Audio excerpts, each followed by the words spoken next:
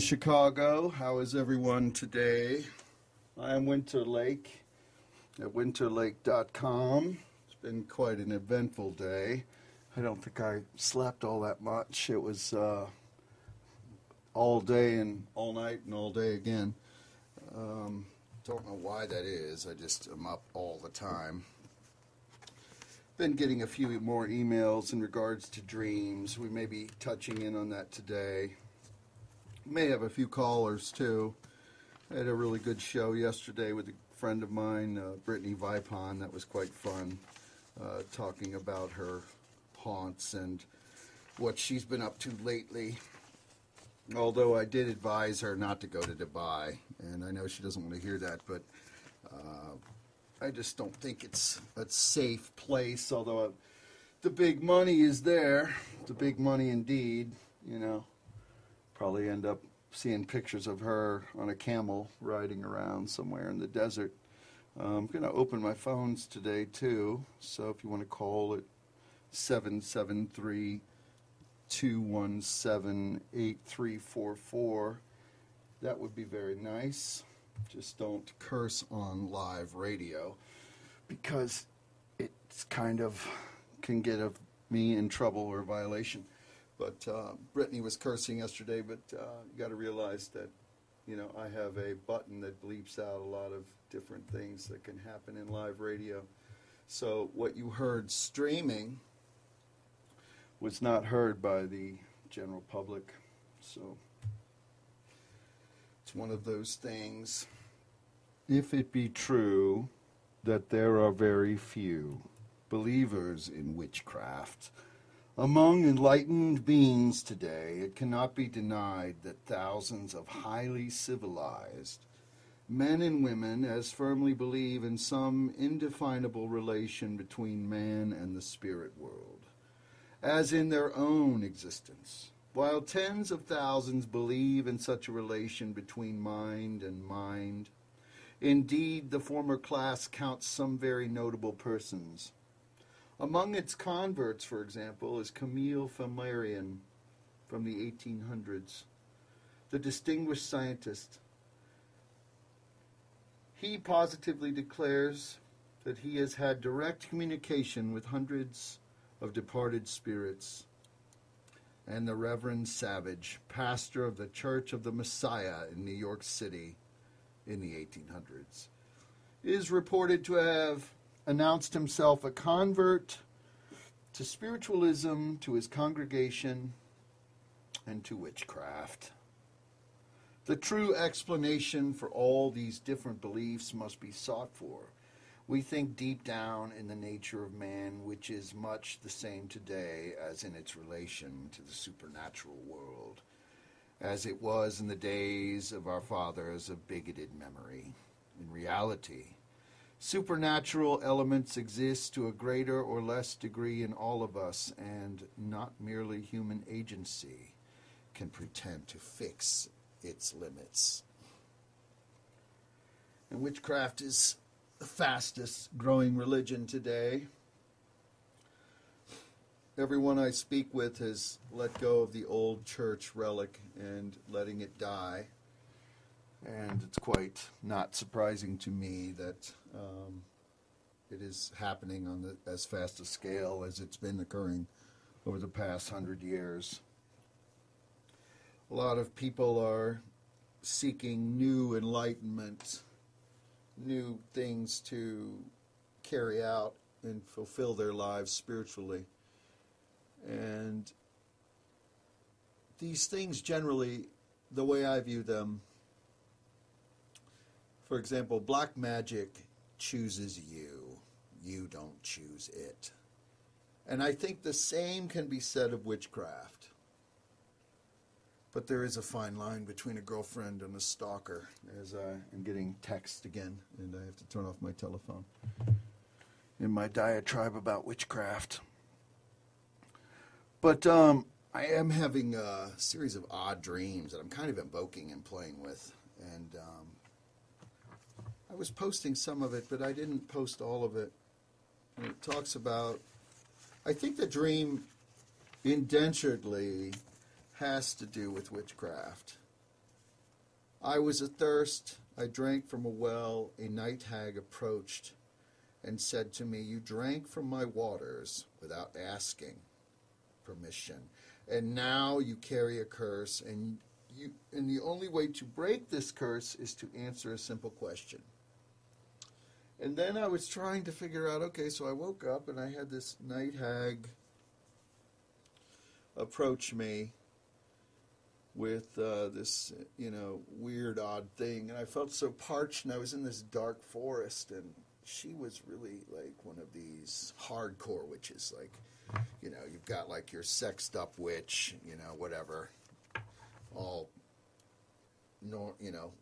intense. And then you even have like kind of bookish witches that are, fringe, that you'd never tell, and they wear sophisticated clothing and walk around with expensive Louis Vuitton bags and throw rocks at your window late at night.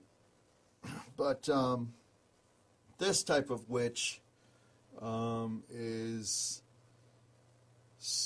really evil.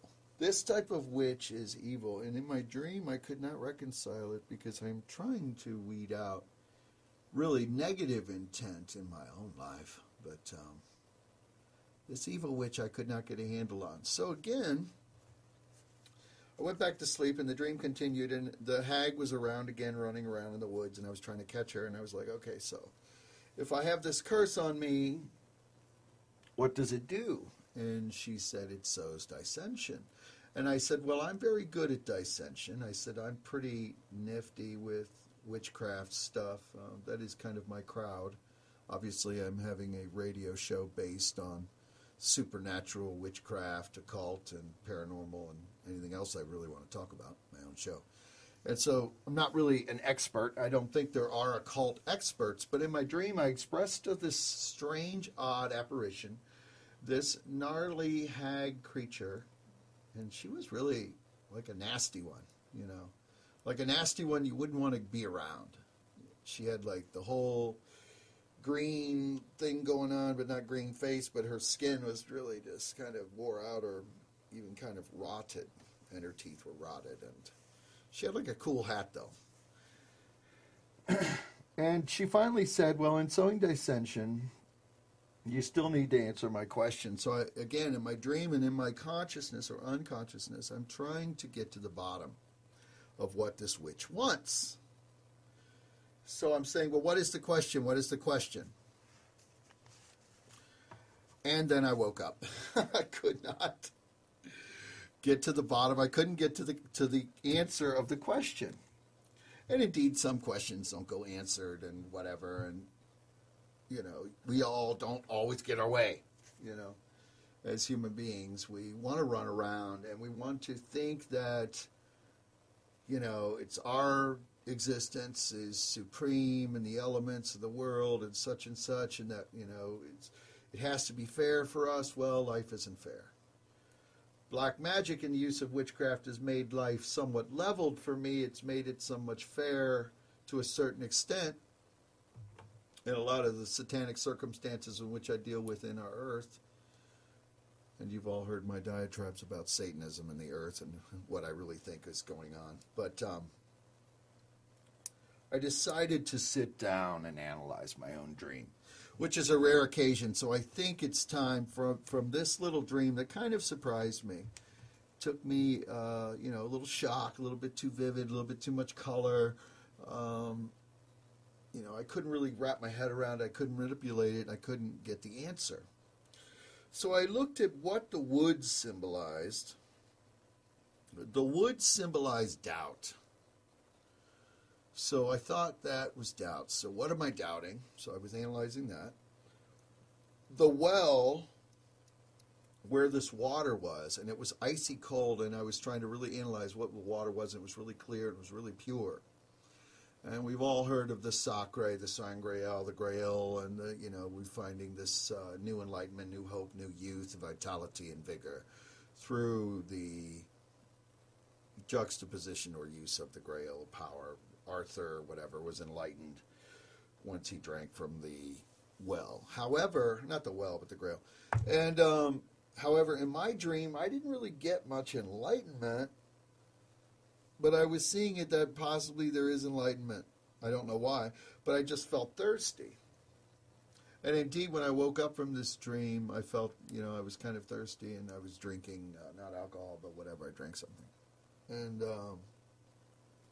kind of even went a little further, so I ruled what the meanings of that out. So we have this doubt, we have this enlightenment that I'm seeking through this well, and what the structure was and how it was, and I was trying to ascertain whether it was night or day or dusk or something. Now the witch is very interesting to me. I like witches. I mean, you hear me talk about witchcraft all the time. I think I could probably talk about witches till the end of the earth, but this one I didn't like so much. This one rubbed me the wrong way. I didn't like this person. And I'm a likable person. I'm generally happy-go-lucky. I have anger issues. I do get mad from time to time over petty things. But in the dream of the experience in dealing with this night hag, I felt rubbed the wrong way. And I like even the word night hag because one of my friends, Jacqueline, who's a very good friend of mine, I've known her like 13 years on and off in many different capacities here in Chicago. She uses that as a handle. And so, night hag is kind of interesting. But that immediately came to mind. So I was, in analyzing it, I put Jacqueline down, and I hope she's not listening because then she'll get angry with me because that's just how people are. But I just wanted to rule her out as an aspect of my interpretation of what this symbolism meant there. So it wasn't anything to do with Jacqueline, my friend. It had nothing to do with her. So even though I was attributing this night hag, I called her a night hag. And it was ironic because the day in that, it was more dusk. It wasn't night. And there's a difference. If you go into a cave, it could be the darkest abyss you could ever be in. I went to a place in Kentucky called the Gorge. And it's like a version of the Grand Canyon, but you can get there with like a couple hundred miles. It's an amazing, desolate, prehistoric place. And if you go into a cave there, I mean, you're going to experience the depth of darkness that you'd never experienced before. You can't even see your hand in front of your face. So this dream was sort of duskly and vivid.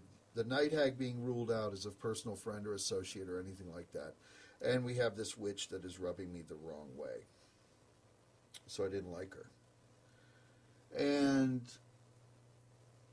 in the secondary aspect of it, she was saying she was sowing dissension, that the curse would sow dissension, that it would bring me ill. That means it doesn't have good relationships, that people that I'd know would be severed from me, or that there would be some kind of, division between people, which happens. I mean, there's society and there's all kinds of tumultuous things that happen. And people, leave one another's friendships or whatever all the time. But I really don't have any dissension in my life at this time. So it's kind of odd. I mean, I sow my own dissension. I'm my own sower of my own dissension. So in looking at it, I couldn't really see where that witch was bringing influence at it. However, I did kind of glean from coming after the dissension thing that it kind of, maybe I realized that I am the hag, that I am my own worst enemy, and that possibly I have a tendency to rub people the wrong way. And that maybe I need to look at what I'm doing in myself to be a nicer person, not to be so crass and cynical and odd. And I don't think I am, but I look at those flaws and I'm outrightly, trying to analyze this dream, this odd dream that came out of nowhere. And I just look at it from a purely subjective standpoint in analyzing myself and experiencing this dream. So maybe it's something that I need to address, because in dream interpretation, one says, okay, these images are more symbolic of you as a person, and so on and so on. So my conclusion is that I need to be a happier, Loki at yahoo.com, stating that the witch was an enemy. So, yes, indeed, it could be not that I'm, subjective and that I'm blind, I can't see the trees or the woods for the trees or something. But, yeah, there is a great possibility that there is an enemy prying into the astral realm or a dream infiltration or a force that is working its way into me or against me or something. That is a great possibility. However, I don't feel that anyone is. I don't think there is anyone, but then again, there's the blindness of witchcraft, and if you're in practicing witchcraft, you have to come to terms with forces that may be working against you. And I was talking about this with Brittany yesterday, who is, her ego, as far as like her power, she said, I don't need to do that. I don't need to call the corners and set up accoutrement barriers of protection or place mirrors on windows facing outwards that deflect curse energy or energy of negativity.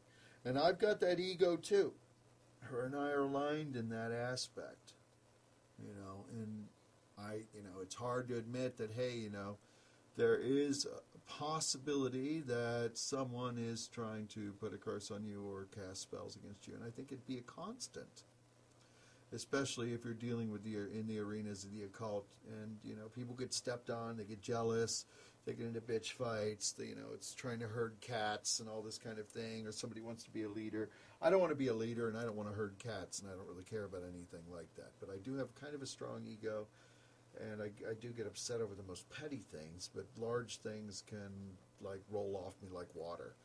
I had another car. I had one car that I crashed, and then I got another car, and I crashed that too. And it doesn't even bother me. And that's not attributed to the curse. That's because I'm not paying attention now. I'm driving, and I'm just stupid, So you crash things, and I've done it in the past, and probably will continue to do it again. But, it's like, oh, I crashed that. I guess I'll have to get another one, and I will if I want. And that was pre-me having this dream, so no, if there is a curse on me, which there isn't. If there was, then, you'd say, oh, I crashed my car and somebody is plotting against me. No. I don't think there is a curse on me, per se. So there is a possibility, yes, you could interpret that this night hag in the dream could be, wanting to bring ill intent, or a separate person projecting against me. I don't think that's the case. I do think the hag are the negative qualities of my personality that I need to veneer out. And, maybe we can get the hag to kiss something and it'll transform into some beautiful something, and then it's all good, right? But who knows? I mean, these things are so subjective. I mean, dream interpretation is kind of interesting to me. To others, it is boring or not interesting or, tired or something. But I think a lot can be gleaned from the interpretation of dreams. I think one's consciousness and unconsciousness communicate better since we do spend half of our lives asleep. You can kind of get your life into a better place if you kind of understand more of your unconscious realm, your spiritual aspects, and endeavor to solve those questions through dream interpretation is one way to do it. It's not just reading some self-help book, talking about failure and how we can make it better. No, it's hands-on every day, hour to hour.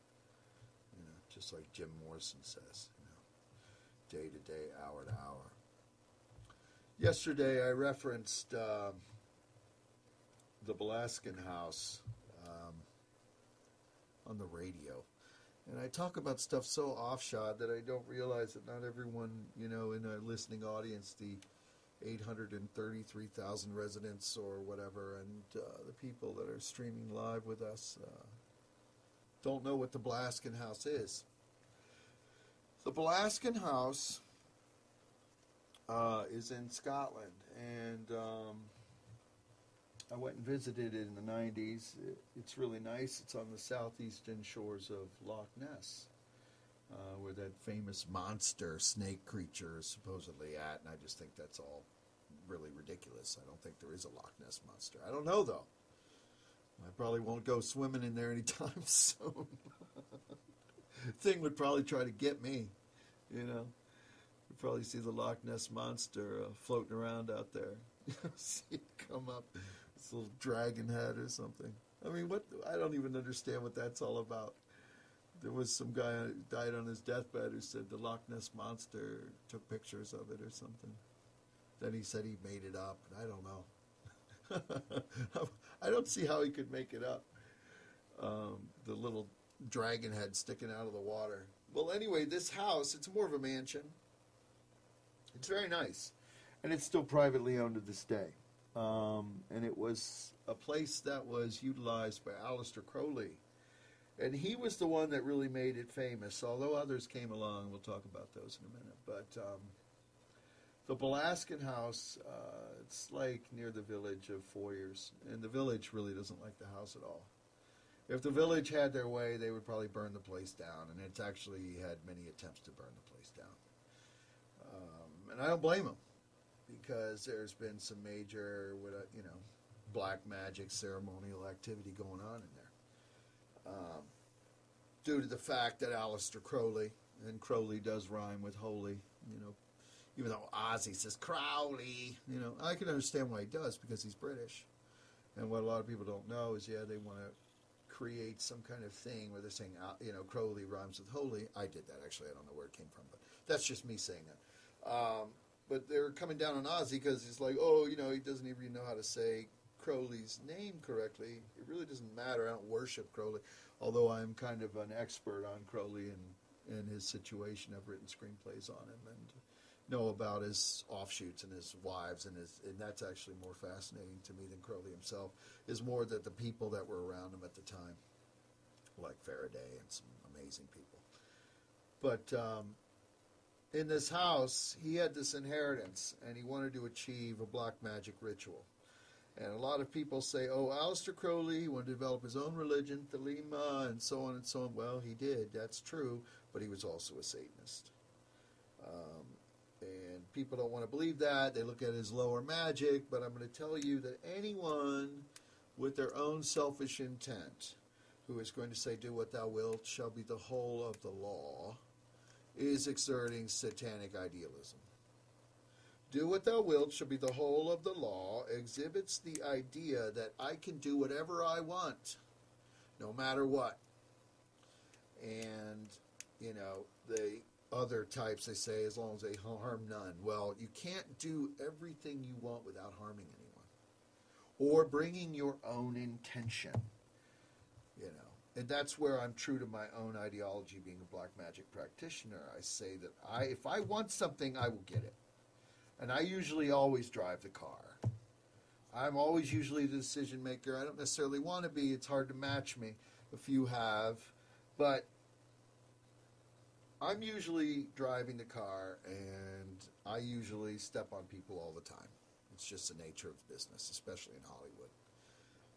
Especially in a lot of things in casting or whatever. And you can't just be nice to everyone. There are winners and losers in this dynamic. People don't want to realize that everybody just wants to create this concept of a win-win, but it sucks when you get burned. Or it sucks when you lose in the stock market. Or it sucks you knew to turn right instead and you ended up went left and something happened. That's why you kind of got to be on the ball. So, Aleister had an issue, or he was in this seeking out of his holy guardian angel.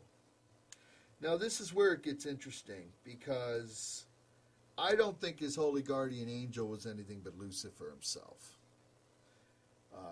I think Aleister Crowley, during what is known as the Abramelin ritual, which is an ancient ritual that could be conducted in a monk-like atmosphere.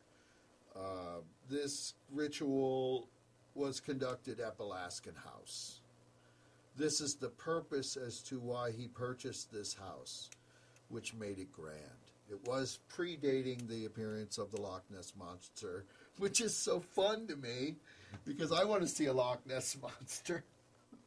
And maybe due to the artifices of the black magician, Satanist Aleister Crowley, crazy Crowley too, the Loch Ness Monster started to appear, or others in the area of 4 years decided to, bring about more of a infamy of the place. And so Aleister Crowley bought the Belaskin house with the intention of conducting the Abramelin ritual. This ritual was to bring about the enlightenment, or enlightened force, an entity, a creature, which he called his holy guardian angel, which actually, in my opinion, just was Lucifer. And a lot of people want to cloud things in denial. Voodoo does it a lot, but they're not very much deniers. That, they cloud things in religious aspects. So I think he was skirting or fringing on the idea of this, I'm going to summon my holy guardian angel. I'm going to reach true inner enlightenment. And from that, I will, have power, more financial security, and so on and so on, vitality and vigor, which most Satanists, black magic practitioners want. Who doesn't want to be rich and powerful and the gods of their own domain and have their own show and run the world? And, that's how I feel. And most people I talk to who aren't really honest with themselves, they say the opposite. They want altruism. They want, let the world, the universe guide them, and they give themselves up to the higher ground, and, everything's going to be nice, and the world is sweet, and, there's no evil in the world, and, give what you get, and the rule of thirds, and, karma will take care of everything. Well, karma doesn't exist.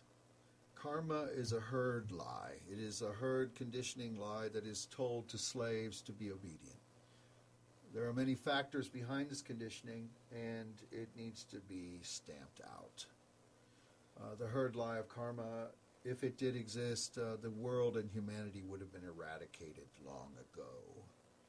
People get screwed over, they get burned down, they get destroyed, they get abandoned. It is the nature of the beast of our reality. And this is what Aleister Crowley was seeking during the Abramelin ritual at the Belaskin house.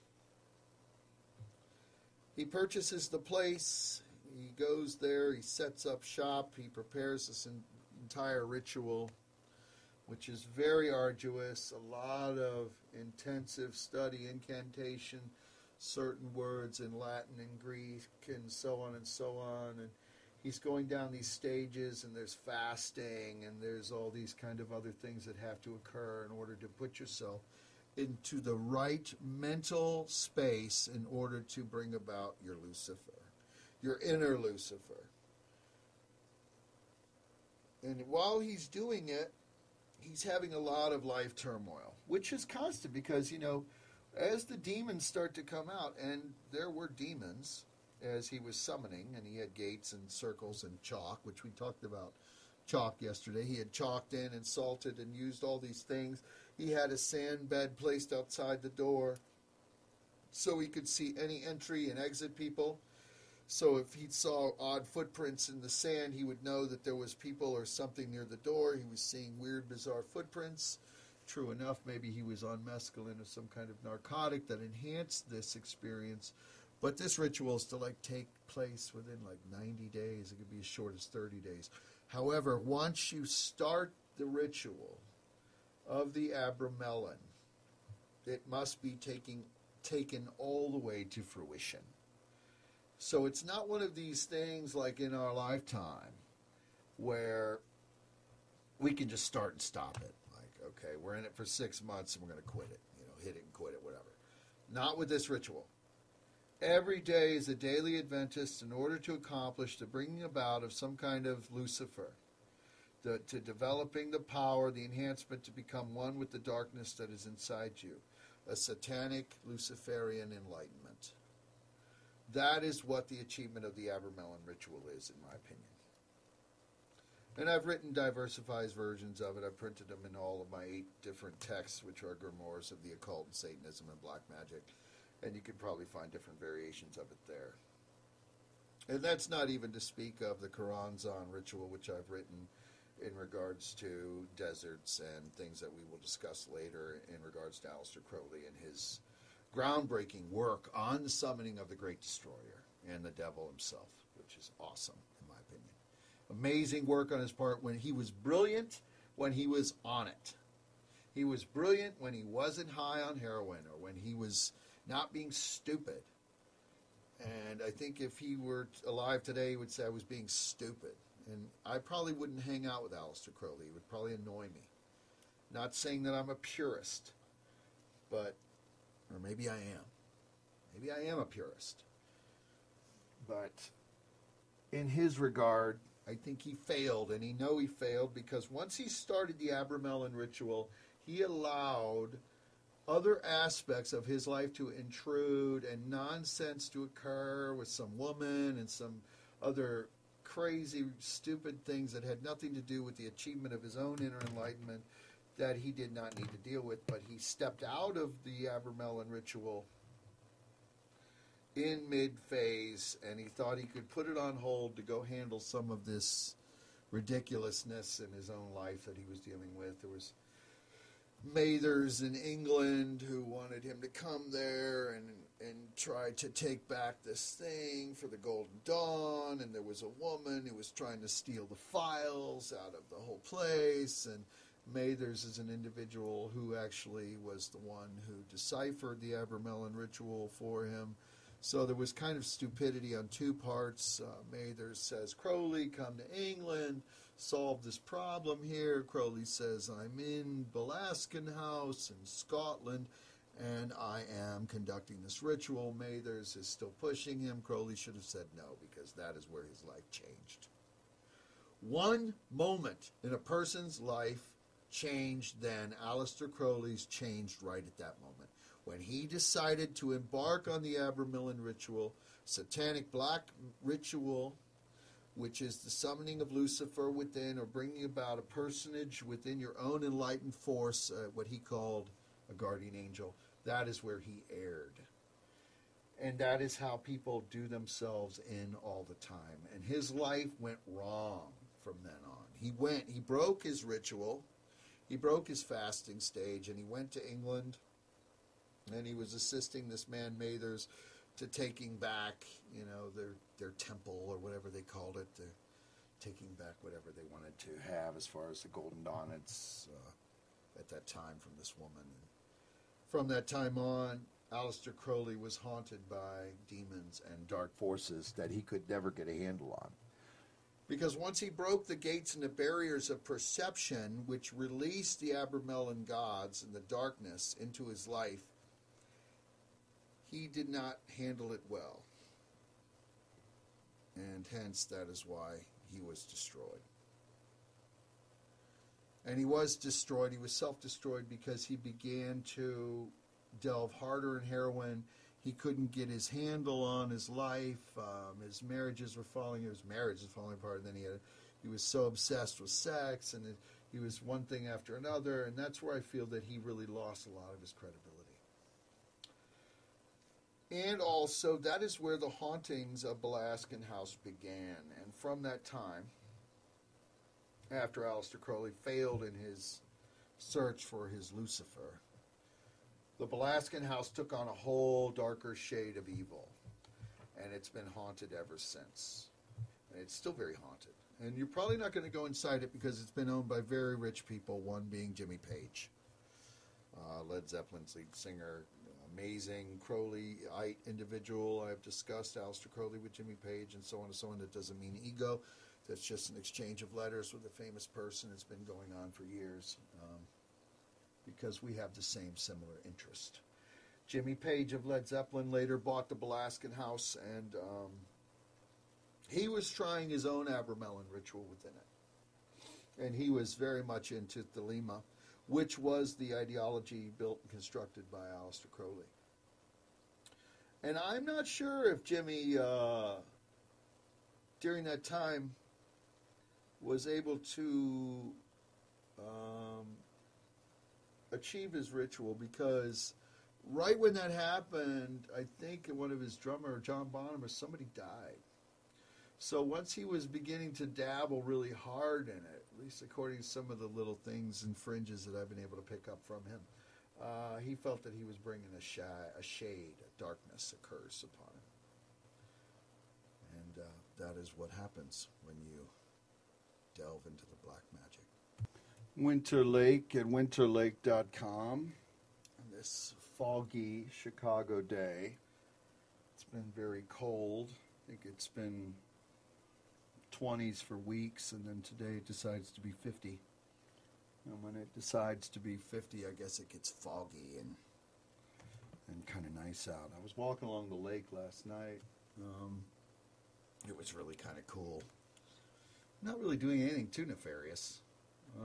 There's like a landing out near where I live, and you can walk out, and there's like this weird Buddha thing going on out there. And I went out by this Buddha head that's like in the sand. It's like half buried. It was kind of interesting with the way the fog was, and there's no one else out there. And I'm sure anyone else would be scared to go out there at night, but it's kind of really peaceful. And I thought I saw an apparition. And it just ended up being more fog-like things. But I've been having so many odd experiences at night, sometimes down by the lake where this Buddha head is. And I don't know why that is, because Buddha is supposedly path of sorrow or something. But like, one time I went down there, and there was this girl who was collecting this weird glass, the most uncanny thing, for necklaces that she wanted to make. And she was from some, like, Manhattan or something, and she was, so I helped her during, like, one afternoon. As the waves would wash up, you get this ocean glass. And so it was green or whatever, and so on and so on. And seeing her was kind of cool that day. You know, she was, like, had this, like, red hair or something, and kind of interesting, you know, just different. And, you know, it was just weird because it was like an immediate click, you know, just some stranger out by the water, you know, you think you'd be a freak. But this happened sometime during the summer. But last night, around the same area where this Buddha head is, buried in the sand area over by the lake, which is weird, I thought I saw her. I thought I saw her doing or conducting the same thing, like in the fog, like down by the water. Now, it's true, it could have just been a delusion on my part in not knowing, you know, or time displacement or something, or thinking back, you know, that moment in time and looking in the relative nature of things as it was late in the evening and the fog was kind of intense. And so it just, some of it probably didn't click all that well, you know, as to why I kept, or I had seen that, or I thought I saw, or maybe it was just a memory. And I think that's what quite often happens with ghosts. I think people see what they want to see, and probably about 90% of it, as far as like a ghost phenomena, can be written off because of, you know, people's own imagination. Very similar to how remote viewing works. You have to limit your imagination. You have to box yourself into a space in order to allow your mind to be released, to go out into the universe and to try to explore. And it's kind of different from astral travel, because astral travel, you're kind of just letting go. Whereas with remote viewing, you're very focused on an object. You know, you're very focused on a place. You'll be given, like, information, a subtle amount of information, which is called front-loading, which too much front-loading will destroy any avenue of remote viewing. But front-loading a little bit, like saying, we have an idea that there is this Russian submarine in this place and it's conducting some kind of weird experiment or something. So as a remote viewer, you would isolate yourself into a very dark environment, a very dark space, in a very comfortable position, and try to see what the experiment is, or, you know, whether you're even told it's an experiment, or whether you're seeing any kind of images, names, observations, and so on and so on. So it's a little different in remote viewing as it is with astral travel. Because astral travel is more, you're in a restive state, possibly under some kind of narcotic, and you're trying to leave your body to enter into an astral realm or astral sex, or, you know, what Brittany was talking about yesterday, you know, things like that. And there's a little difference there. That's when you're projecting your own soul or, you know, entity force. And you have to be a believer in such things. Now, if you were to speak this to an atheist, they don't believe in the woods and the trees. They don't even believe their hand in their own face. They're in total denial of anything outside of themselves. Atheism is self-worship. So I'm taking it from a grain of salt and also perspective that you are already a believer. If you're listening to the Pentacle-Hours broadcast, you don't necessarily have to be a believer in anything, but I'm speaking from the standpoint of astral travel, as I've done it and I find it to be interesting and the experience is interesting, and I personally think it's real. I don't limit it in my own reality. And in astral travel, you can go and meet your friends, or, you know, somewhere you're trying to meet up, or you're going in through their house, and you're spying on them too. You know, people say, oh, I never do that, or I never spy, or I never project myself. You know, they're lying. If they're into real astral travel, they're lying, because everybody does it. You know, if they're into it, if they've studied it, if they practice it, you know, especially done in lucid dreaming, whatever you want to call it, where you're projecting your soul outwards. Soul, again, is very subjective, you know. To say someone has a soul, I believe some people, individuals have souls or a soul. So you have to sort of believe in that, or have a force, a life force, or an energy. And you can project it. Now, see, that is different, because in remote viewing, you're really kind of projecting your psychic ability, your mind, in order to visualize through supersensory perception the hidden base underneath the earth, where the Russian submarine is, and so on and so on. And I'm only referencing a submarine because this experiment was done by the United States government, and it's been done by the Russian government and most governments in the world now, as a way to gain information that they wouldn't normally find out. The United States program is called SRI. It's a Psychic Research Institute. Kind of interesting. It began by a man named Putov, who's a physicist, and he's brilliant.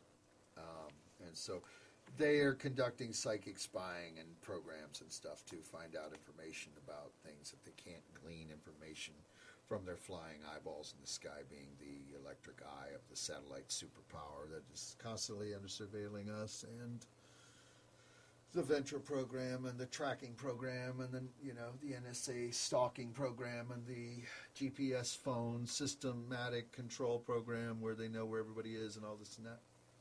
And these are not invented deceptions or self-deceptions, disinformation on my part. This is very real programs that go on, and the psychic program is one of them. The psychic program has been on and off for years. It's well known. It's been well documented. McMonagle and a series of other individuals that have come out of it have stated as such, and their progress is there with what they're doing and what they've accomplished. So there is a solid line difference between astral travel and remote viewing, and then my own indentured term called remote influencing. Now, remote influencing is fascinating. It's where you manipulate causality and outcomes in other people's lives. It's kind of taking black magic to a more psychic level. And it's fun, especially if you have enemies. Or, you know, as I have discovered in my dream, I can be my own worst enemy. But if you have enemies and you want to trip them up, and you don't want their lives to be so golden, and you want to kind of move out or into a different realm other than a curse, psychic influencing can gain that entryway. And psychic infiltration is very hard to stop. in magic, there, as we've gone through our history from the medieval ages, we've kind of gotten to where, like what I was talking about with Brittany, like, hey, we can put up certain stones or mirrors on windows and deflect this intention, and it'll go back upon the sender, and, we can kind of build a barrier to it. Now, with psychic influencing, that's not the case. You have to be on a whole nother level. So let's say I want to get to somebody who's probably equally matched like myself. And magic's just not going to do it.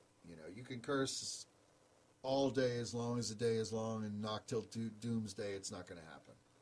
They've got all their accoutrements. They've got their pendants on. They've got their house all geared up. They've got their reality, the four corners all embraced, and they're kind of on it. So you're not really going to get to them with a curse. You're not going to be able to tear the life apart, make their brake lines falter, make them crash into a bus or something like that. That's not going to happen anytime soon. So what you would do is psychic influence their outcome. You would go into the overmind state and project thoughts of negativity and aggression upon that person and go about it that way. So, and you would even influence the minds of the individuals around them. So they would begin to doubt themselves and destroy themselves. Not like my dream. I did out myself in saying in that dream it could be interpreted that way. But as I said, I don't think me personally I'm having that. But through psychic influencing, you can get around a lot of the magical barriers that these individuals set up. And it catches them very unawares. And it's destructive. And it's interesting to watch how quickly the outcome is. So it's an avenue to level the field against even someone who may be on the same level as you magically. That you could say, hey, this is going to happen at such a time, and I want to bring about this outcome, and things fall into place. And you just slowly see the deterioration of that person's life as if they were under a curse. And they would begin to cast more or try to protect themselves more and more, and they would find that they couldn't solve it, that it wouldn't be something that they could even figure out. And then you would bring about probably their demise. That was one of my favorite songs from Chicago era 1969. I don't even think it was ever played on the radio then.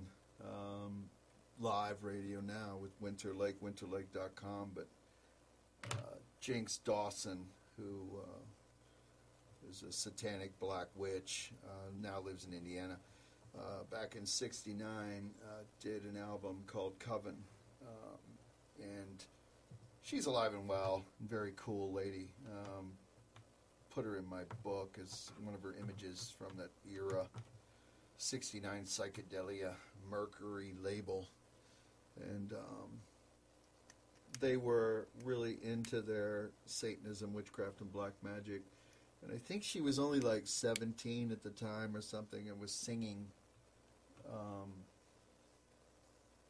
Coven songs. I mean, they were mostly written by a guy named Trout, and that had this gatefold and satanic ritual and amazing other things going on with it. But The White Witch of Rose Hall is my favorite song off that album, and probably is one of my favorite songs on a list, a short list, and talking about an actual situation that went down between a witch that wanted something where another woman was in the way.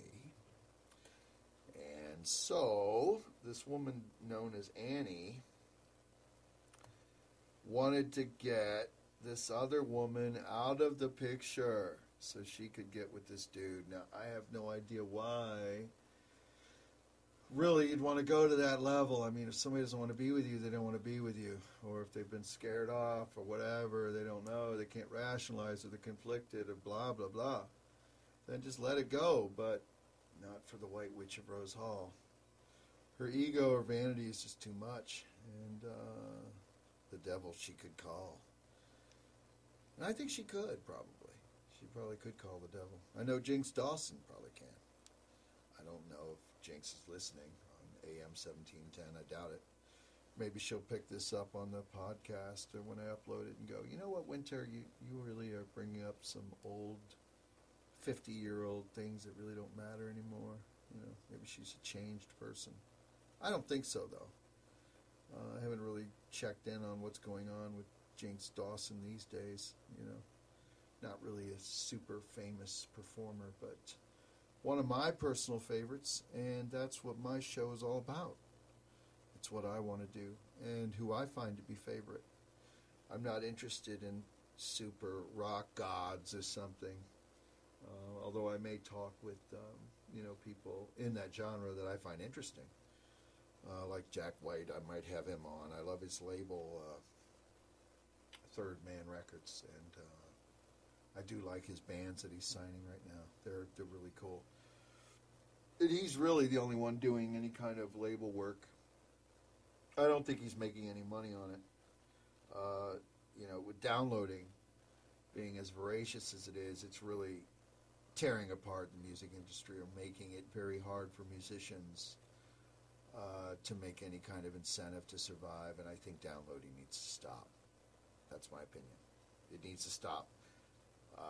I download too because it's there and I can get it, and I want to stop, but they need to remove the mechanism.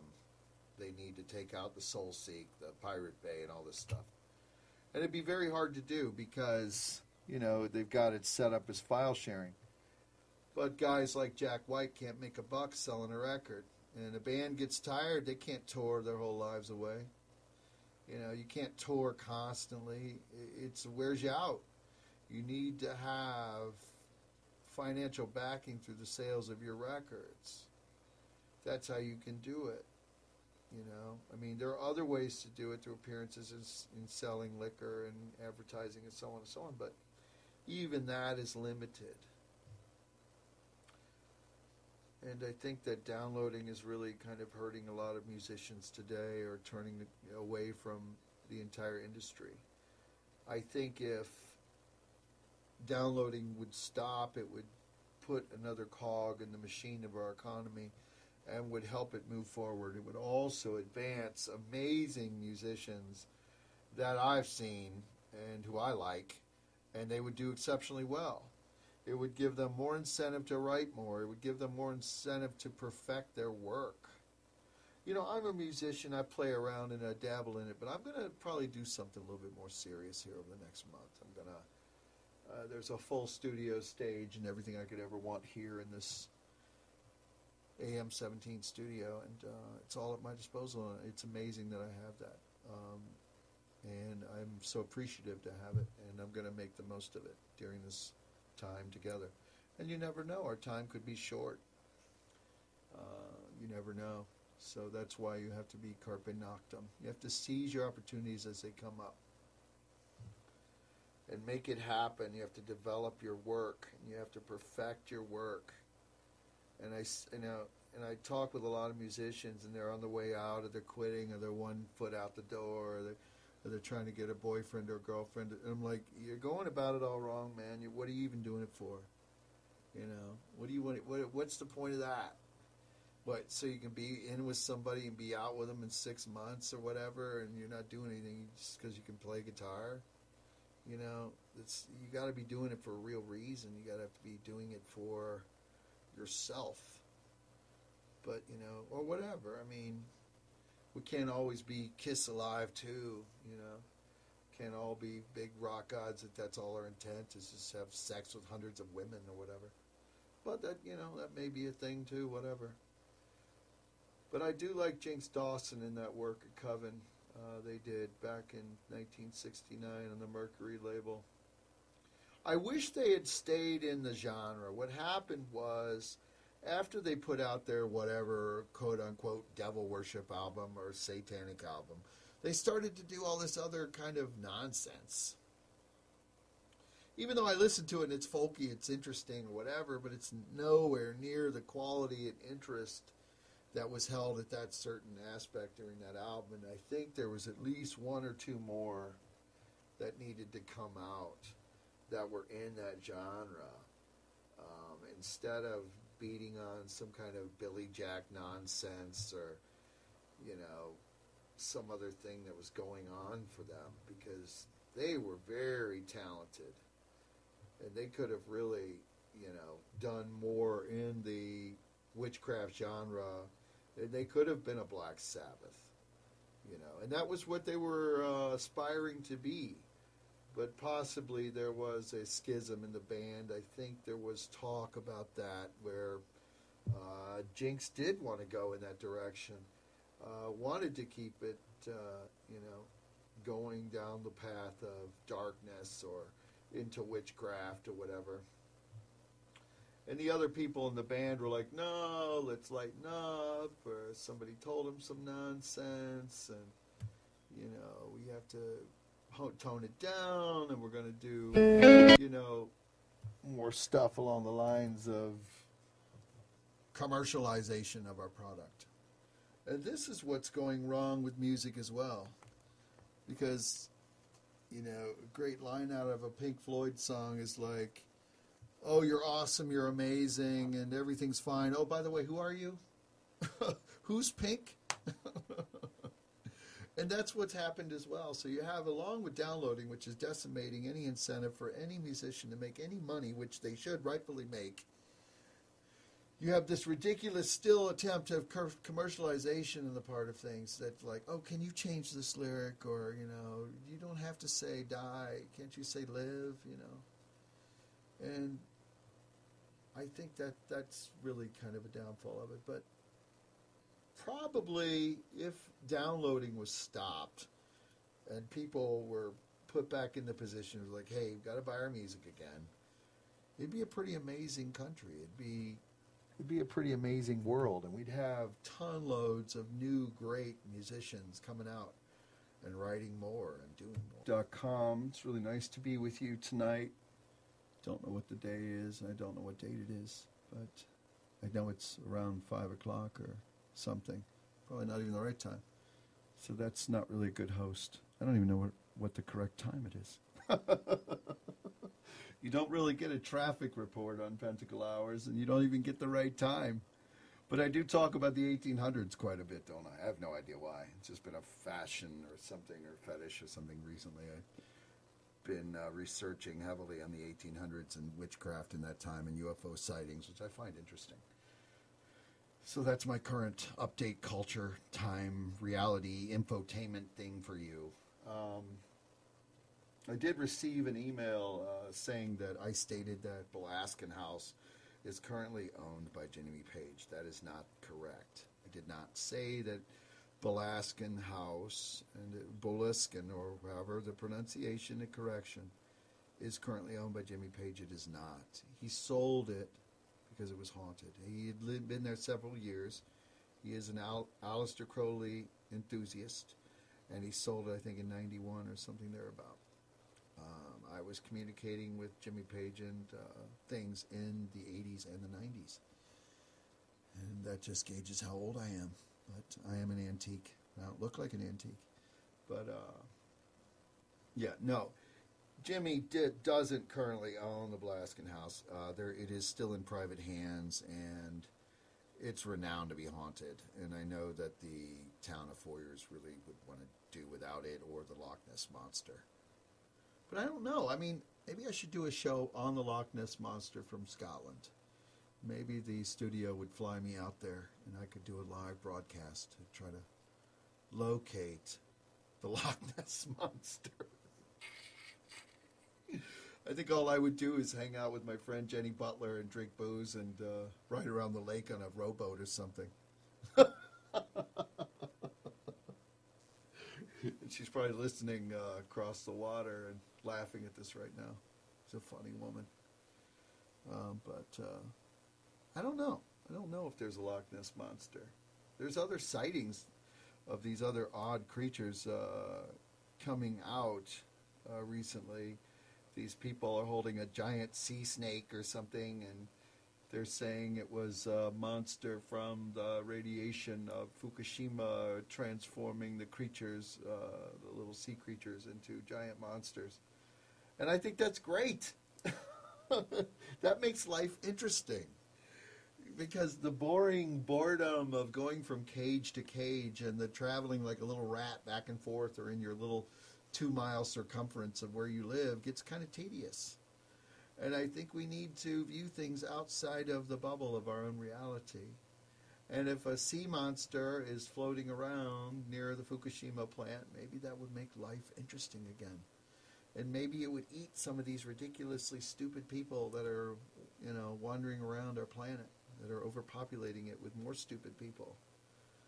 Because it's like what I told my friend Cleopatra the other week. I was like, Cleopatra, save me from the stupid.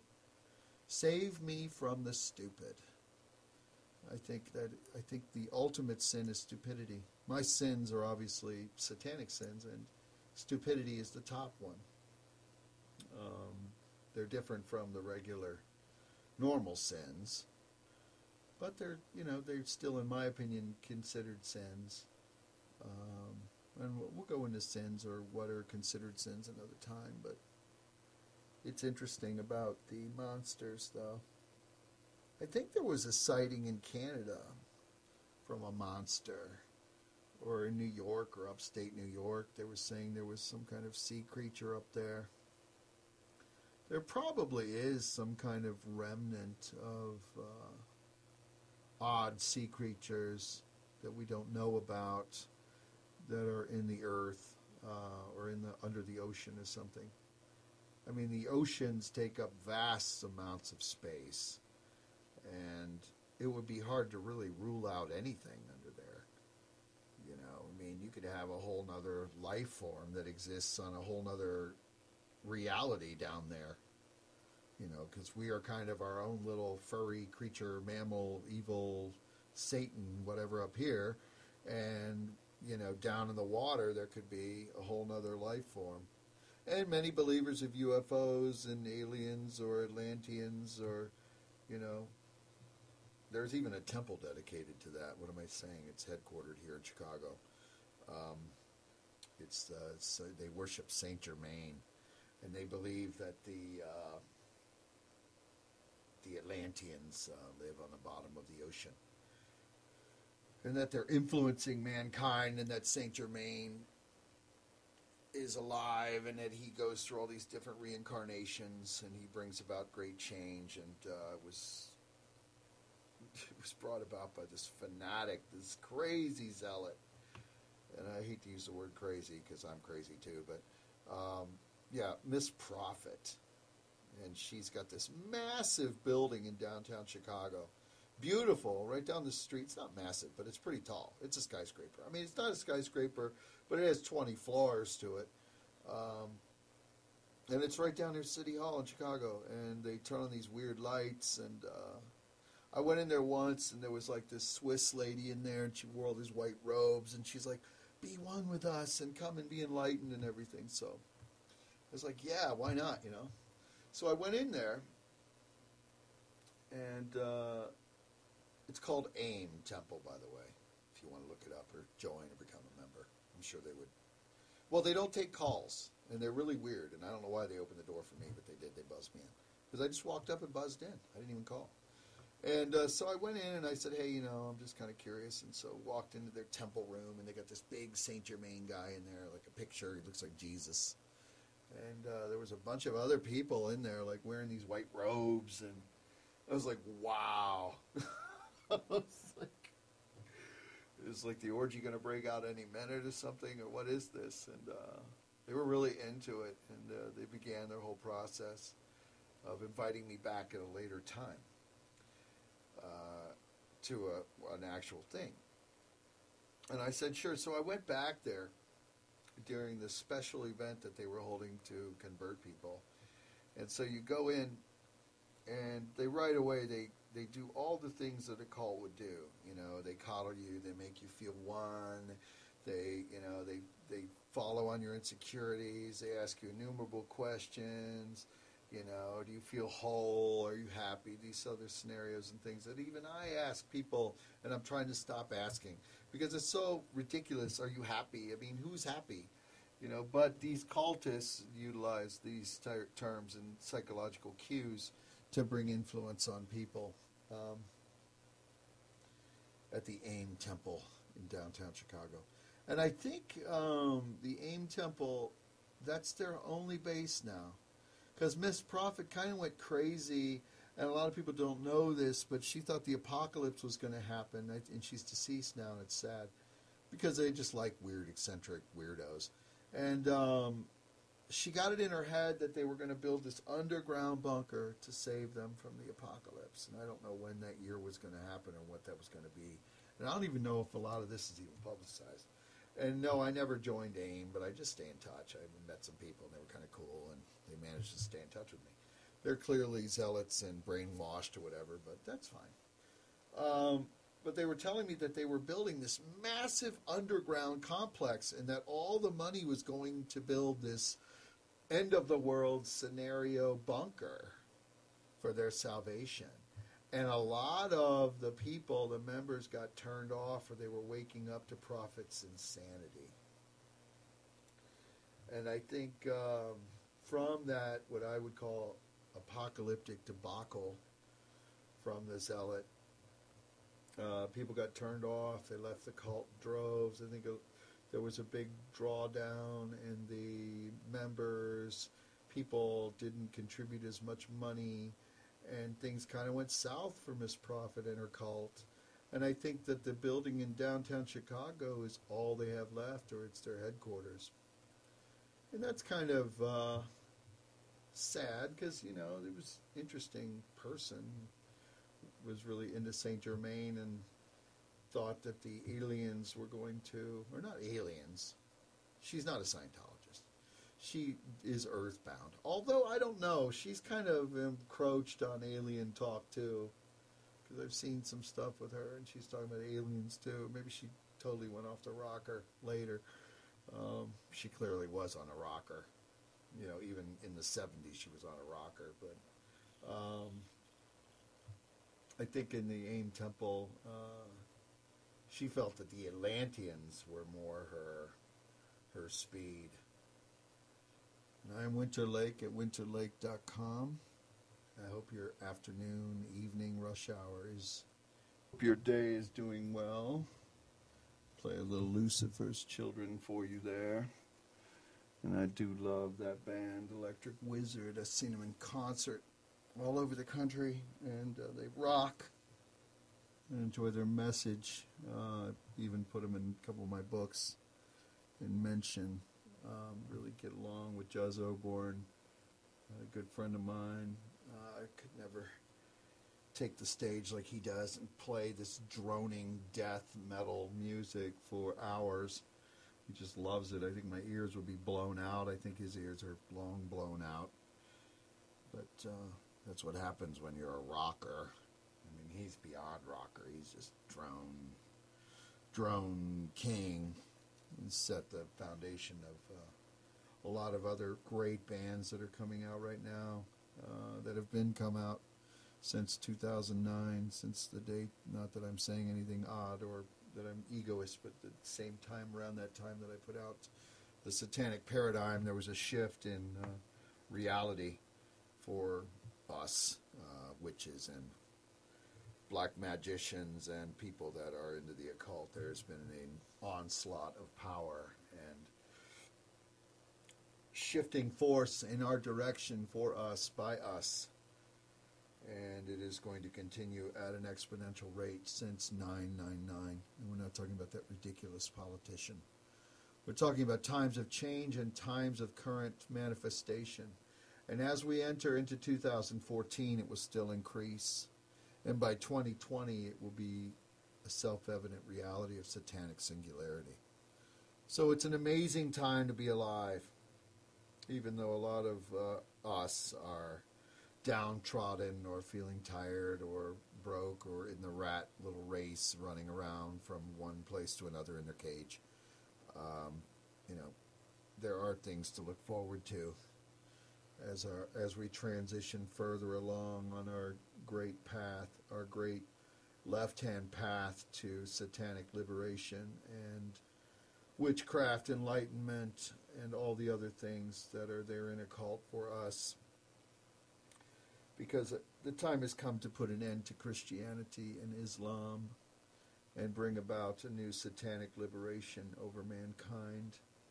And it's going to come about on its own.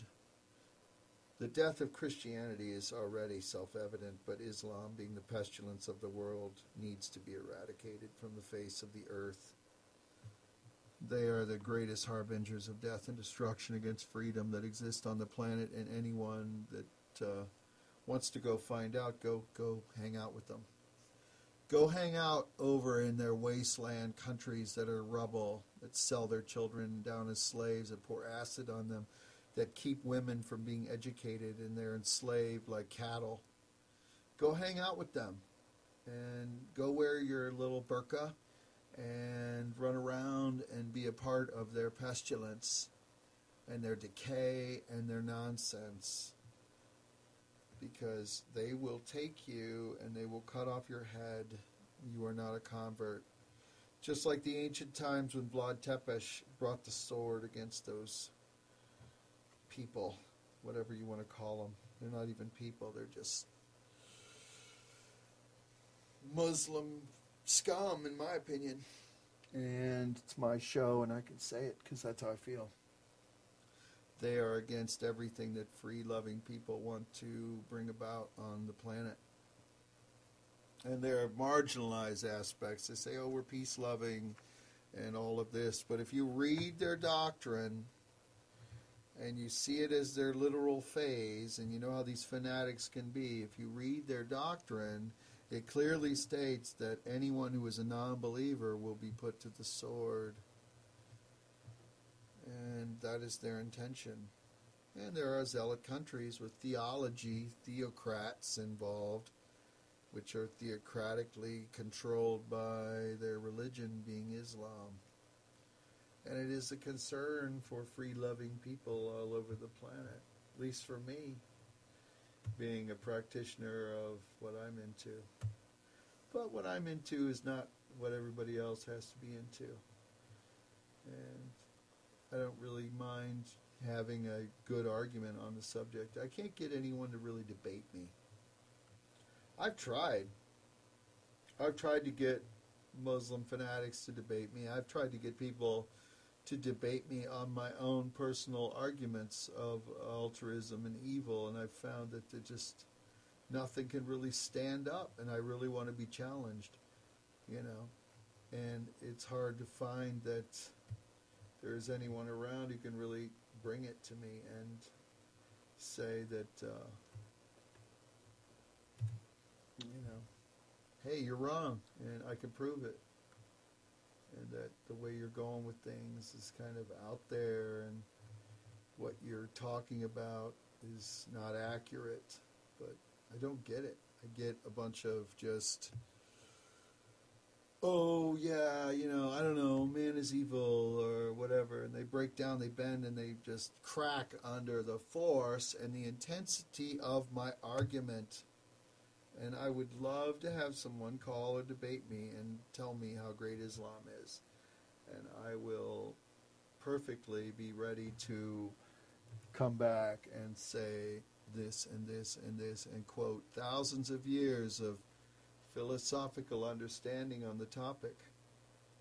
Because I feel that I have a pretty strong grasp of my own ideology or what the world is or what it offers as far as my own thing, because I've seen enough of the study, the crusades against the witchcraft and the crusades against other forms and crusades that occur in our modern culture is definitely a crusade that Islam is carrying for the destruction of the westernized America, and they preach that themselves.